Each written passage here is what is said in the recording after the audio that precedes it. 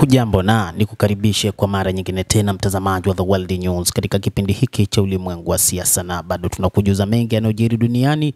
Ni kile ambacho Urusi imeeleza kwamba inafuatilia uwezekano wa operesheni ya kijeshi ya Marekani nchini Nigeria na kwamba ipo tayari kuona hilo likitokea, na hii ni kwa mujibu wa Wizara ya Mambo ya Nje ya Urusi kupitia msemaji wa wizara hiyo Maria Zakharova. Urusi inafuatilia kwa karibu hali hiyo kufuatia taarifa kuhusu uwezekano wa operesheni ya kijeshi ya Marekani iliyotangazwa na Rais wa Marekani Donald Trump.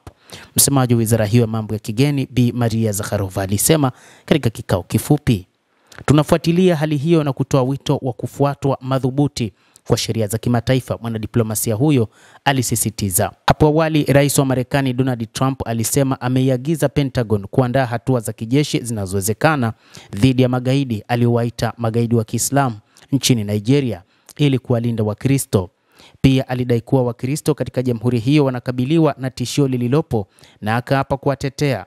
Siku hiyo hiyo Rais wa Nigeria Bola Tinubu alikataa matamshi ya Trump akisema kuwa kuionyesha Nigeria kama nchi ya kutovumiliana kwa udini hakuonyesha ukweli, na amepuuza juhudi za serikali yake za kutetea uhuru wa dini na dhamira kwa raia wote.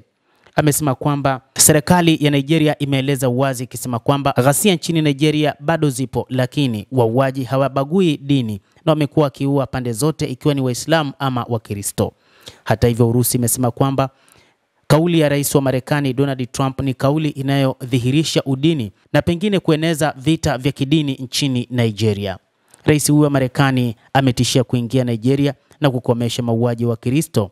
Kwa miezi kadhaa wanaharakati na wanasiasa huko Washington wamekuwa wakidai kwamba wanamgambo wenye itikadi kali za kidini wamekuwa wakiwalenga Wakristo nchini Nigeria. Shirika la habari la BBC limefanya tathmini na kugundua kwamba hakukuwa na data zinazoonyesha ukweli ambazo zinategemewa kufikia hitimisho hili, na ni vigumu kuthibitisha hilo. Takwimu ambazo zimesambaa katika baadhi ya mitandao ya kijamii zimesema kundi la kigaidi la Boko Haram limeua zaidi ya watu 100,000 tangu mwaka 2019, wamechoma makanisa 18,000. Takwimu kama hizo pia zimekuwa zikisambaa kwenye mitandao ya kijamii. Serikali nchini Nigeria imepuuza madai haya ikieleza kama uwakilishi mbaya kwa serikali.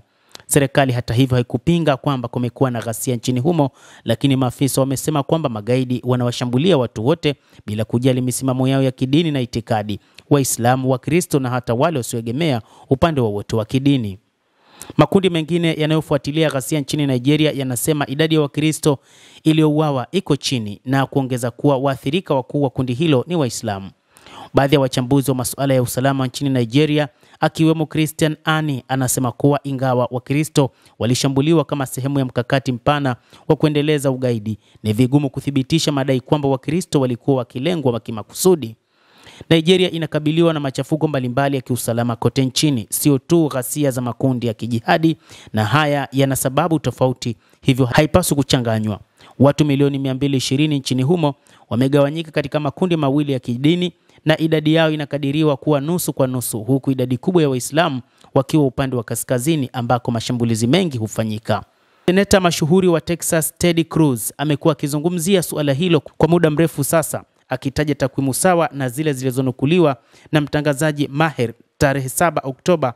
Aliandika kwenye mtandao wa kijamii wa X kwamba tangu mwaka 2009 zaidi ya Wakristo 50,000 nchini humo wameuawa na zaidi ya makanisa 18,000 na shule 2,000 zinazoendeshwa na mashirika ya Kikristo zimeharibiwa.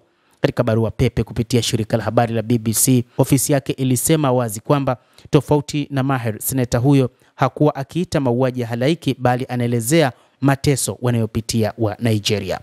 Serikali ya Nigeria imekanusha hilo pia, ikisema kuwa inajitahidi kadri iwezavyo kukabiliana na wanamgambo hao.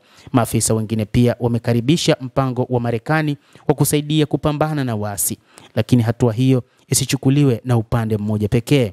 Mamlaka imejitahidi kukabiliana na makundi ya kijihadi yanayoendesha mitandao ya uhalifu kila wiki, kufanya mashambulizi mapya au kuwateka raia. Kundi la Boko Haram limepata umaarufu kwa kuwateka nyara wasichana wa Chibok zaidi ya mwongo mmoja uliopita.